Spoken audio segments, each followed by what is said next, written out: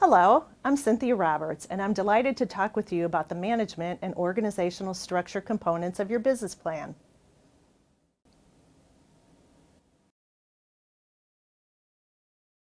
This section provides the opportunity for you to really show that you have the talent and the human capital needed to develop, sustain, and grow your business. This is where you can really showcase the experience of yourself as well as any staff that you might have and create a compelling argument on why you have the right stuff for success. Once you share information about who is on board, the next step is to describe how you will all work together as well as how you will all be organized. In this section, we'll cover leadership and management as well as organizational structure and culture. We'll address the following questions. Who's in charge? Why will we be successful? What will everyone do? How will we be organized to get the job done?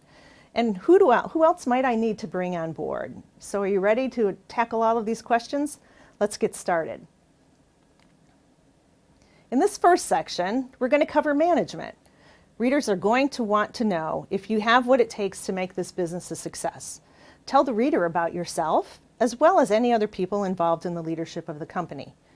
Many investors and lenders feel that the quality and experience of the management team is one of the most important factors in evaluating the potential of a new business. This is your chance to really shine here. Answering some of the following questions may be helpful to frame your writing. So think about, what is your background? What are the experiences, educational backgrounds, and skills of you, as well as any members of your team? And why are you and your team uniquely qualified to make this business a success? You can include a short paragraph or bio about each person to make your case. Maybe you're the only person on board right now, so this section may be really short and sweet. However, if you do not have anyone on board yet, but plan to add members to your team, you can still describe the type of person that you'll be looking for. Really thinking through this section of your plan will not only benefit people who may read your plan, it will also help you determine the skills, experiences, and resources your management team will need. If you know this early on in your planning process, it will really provide the clarity and direction you need to improve your chances for success. Now that you've identified the who related to your business, who is part of my team, you need to identify, clarify, and organize the what and the how. What will each person be doing? And how will we be organized to get this job done? So you'll need to identify and outline what each person or department will be responsible for. At this point, depending on the size of your company, it might be a good idea to include an organizational chart to show who is in charge of what. The organizational chart will also help you set up the framework for projecting and evaluating operating expenses needed in the financial section of your plan. Of course, the financial part of your plan is super important because it will be heavily scrutinized by investors. So mapping this directly will make it that much clearer. You'll want to make sure that the structure is well defined and realistic based on the parameters of your business. Although every company will differ in its organizational structure, most can be divided into several broad functions that include marketing, sales, and all things having to do with customer service, operations and production, what do we make, how do we serve, what's our service, how do we get things done, as well as supportive administrative functions such as accounting, legal, and human resources. Now, keep in mind that these are very broad classifications, and not every business can be divided in this manner. In fact, every business is different, and each one must be structured according to its own requirements and goals. Here are a couple of examples, and here's our first example, and this one might resonate with you. If you're the only person right now, your organization probably looks something like this. A lot more fluid and probably a lot less organized. Having been a consultant with my own business, the image on the left is how I felt most of the time. I'm not sure that this was the most effective way for me to be structured. It may be helpful, though, to use the image on the right to organize your thoughts. Think about all of the functions as if they were departments in order to improve your effectiveness. It will help you understand how much time and resources you are spending in each function or compartment. The second one here might represent a larger organization, or even if you have a few more people working with you. It represents the key functions as well as reporting responsibilities. There's also some hierarchy here, so you can see the reporting relationships. The higher the box, the more responsibility that position holds.